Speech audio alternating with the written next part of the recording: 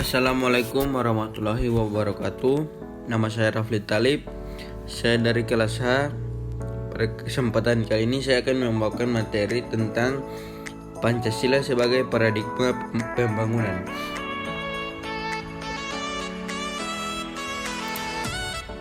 Kata paradigma berasal dari bahasa Inggris, yaitu paradig, yang berarti model, pola, atau contoh.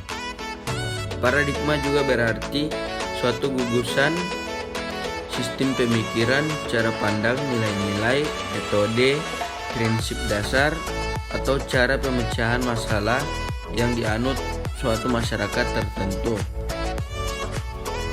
Thomas S. Kuhn dalam Structure of Scientist Revolution 1970-49, paradigma adalah asumsi-asumsi dasar dan asumsi-asumsi teoritis yang umum atau merupakan suatu sumber nilai yang merupakan sumber hukum, metode, serta cara penerapan dalam ilmu pengetahuan sehingga sangat menentukan sifat, ciri, dan karakter ilmu pengetahuan tersebut. Harmon dalam Moleong 2004.249, paradigma adalah cara mendasar untuk memahami, berpikir, menilai, dan melakukan yang berkaitan dengan suatu yang khusus tentang realitas. George Ridger 1980, pandangan berdasar ilmuwan tentang apa materi pelajaran yang harus dipelajari oleh cabang atau disiplin dan apa aturan yang harus diikuti dalam menafsirkan informasi yang akan dikumpulkan.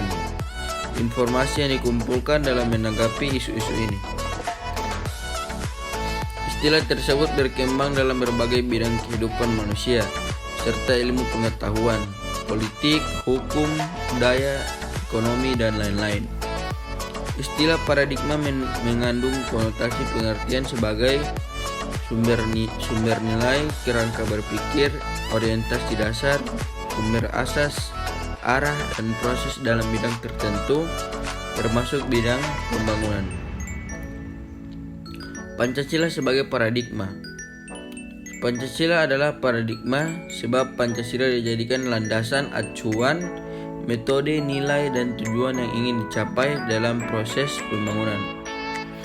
Pancasila sebagai paradigma pembangunan artinya Pancasila berisi anggapan-anggapan dasar yang merupakan kerangka keyakinan yang berfungsi sebagai acuan, pedoman dalam perencanaan, pelaksanaan, pengawasan, dan pemanfaatan hasil-hasil pembangunan nasional. Pancasila sebagai paradigma pembangunan.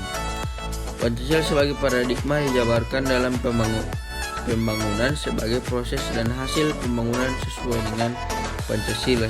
Misalnya, pembangunan tidak boleh bersifat pragmatis, yaitu pembangunan tidak hanya mementingkan tindakan nyata dan mengabaikan pertimbangan etis.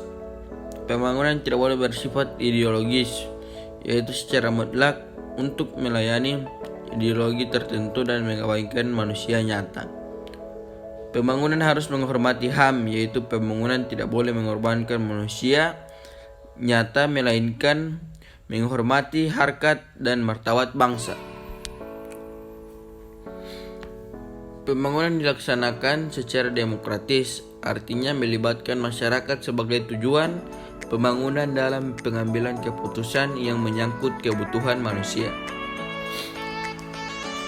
Pembangunan diprioritaskan pada penciptaan taraf minimum keadilan sosial, yaitu mengutamakan mereka yang lemah untuk menghapuskan kemiskinan struktural. Kemiskinan struktural adalah kemiskinan yang timbul bukan akibat malasnya individu atau warga negara, melainkan diakibatkan adanya struktur sosial yang tidak adil. Nah, sebagai paradigma pembangunan, Pancasila mempunyai kedudukan sebagai yang pertama cita-cita Indonesia, yang kedua jiwa bangsa, yang ketiga moral pembangunan, dan yang keempat dasar negara Republik Indonesia. Sistem dan kebijakan ekonomi merupakan salah satu faktor penentu yang mempengaruhi keberhasilan pembangunan nasional. Falsafah yang menjadi landasan tindakan masyarakat adalah falsafah yang telah berakar dalam masyarakat, tertuang dalam undang-undang serta menjadi keyakinan masyarakat. Falsafah negara dapat mempengaruhi sistem ekonomi. Selanjutnya, sistem ekonomi akan berpengaruh pada sistem pemilikan aset produktif, mekanisme pengambilan keputusan dalam bidang ekonomi, dan masalah kebijakan ekonomi serta sasaran-sasaran. Pancasila sebagai paradigma pembangunan ekonomi. Demi memenuhi kebutuhan ekonominya, sekelompok masyarakat bangsa memiliki pemikiran dan cara berlayan sehingga memiliki corak tersendiri terhadap sistem perekonomian yang dijalankan. Secara garis, terdapat beberapa tipe sistem ekonomi di dunia. Yang pertama, sosialis komunis. Yang kedua, liberal kapitalis. Yang ketiga, campuran. Yang pertama, liberal kapitalis USA dan MBA. Pemikiran faktor produksi oleh individu, mekanisme pasar adalah kompetisi. Yang ketiga, pengaruh pemerintah kecil. Dua, sosialis komunis atau Cina. Pemilikan faktor produksi secara bersama, pengaruh pemerintah kuat, dan perencanaan dari pusat. Campuran atau negara-negara berkembang seperti Indonesia dan Malaysia. Yang pertama, pemilikan faktor produksi oleh individu tetapi bersifat sosial. Yang kedua, terdapat campur tangan pemerintah. Nah, sistem ekonomi Pancasila menggunakan mekanisme pasar sebagai isyarat tentang kebutuhan masyarakat. Ekonomi rakyat harus diorganisasikan dalam wadah koperasi agar dapat menjadi tulang punggung perekonomian nasional. Ekonomi yang menyangkut kepentingan negara dan hajat hidup orang banyak, pemerintah dipandang perlu untuk campur tangan.